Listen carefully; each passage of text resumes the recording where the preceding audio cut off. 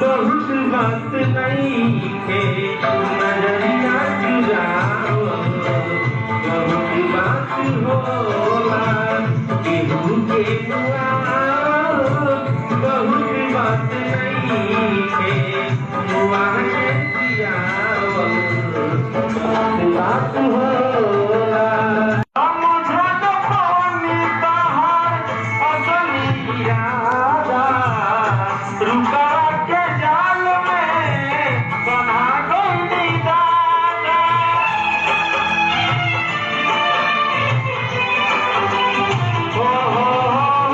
समझन पानी तहार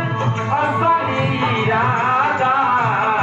रुका के जाल में बना गई दादा